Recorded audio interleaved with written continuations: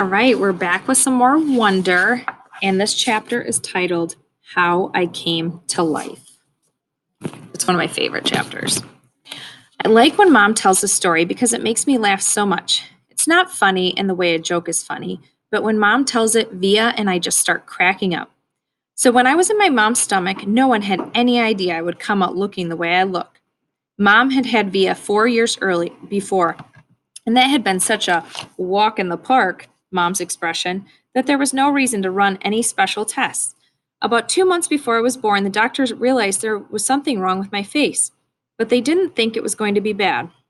They told mom and dad I had a cleft palate and some other stuff going on. They called it small anomalies. There were two nurses in the delivery room the night I was born. One was very nice and sweet. The other one, mom said, did not seem at all nice or sweet. She had very big arms, and here comes the funny part. She kept farting, like she'd bring mom some ice chips and then fart. She'd check mom's blood pressure and fart. Mom says it was unbelievable because the nurse never even said, "Excuse me."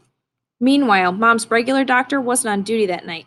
So mom got stuck with this cranky kid doctor she and dad nicknamed Doogie after some old TV show or something. They didn't actually call that to his face, but mom said that even though everyone in the room was kind of grumpy, dad kept making her laugh all night long. When I came out of mom's stomach, she said the whole room got very quiet. Mom didn't even get a chance to look at me because the nice nurse immediately rushed me out of the room. Dad was in such a hurry to follow her that he dropped the video camera, which broke into a million pieces. And then mom got very upset and tried to get out of bed to see where they were going. But the farting nurse put her very big arms on mom to keep her down in the bed. They were practically fighting because mom was hysterical and the farting nurse was yelling at her to stay calm. And then they both started screaming for the doctor. But guess what? He had fainted right on the floor. So when the farting nurse saw that he had fainted, she started pushing him with her foot to get him to wake up, yelling at him the whole time. "What kind of doctor are you? What kind of doctor are you? Get up, get up."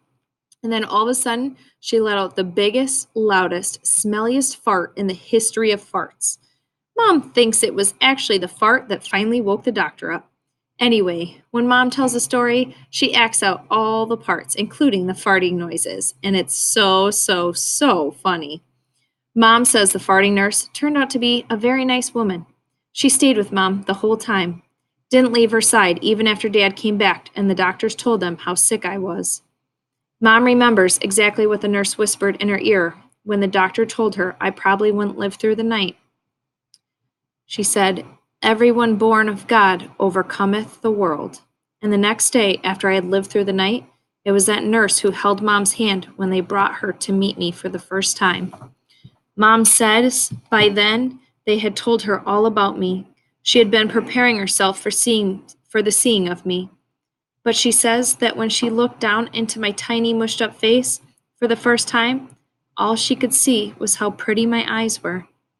Mom is beautiful, by the way, and Dad is handsome. Via is pretty, in case you were wondering. All right, the next chapter is Christopher's house. I was really bummed when Christopher moved away 3 years ago. We were both about 7 then. We used to spend hours playing with our Star Wars action figures and dueling with our lightsabers. I miss that. Last spring, we drove over to Christopher's house in Bridgeport. Me and Christopher were looking for snacks in the kitchen, and I heard Mom talking to Lisa, Christopher's mom, about my going to school in the fall. I had never, ever heard her mention school before. "What are you talking about?" I said. Mom looked surprised, like she hadn't meant for me to hear that.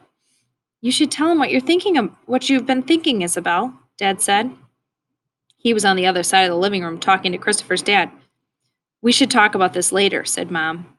"No, I want to know. What are you talking about?" I answered. "Don't you think you're ready for school, Augie?" Mom said.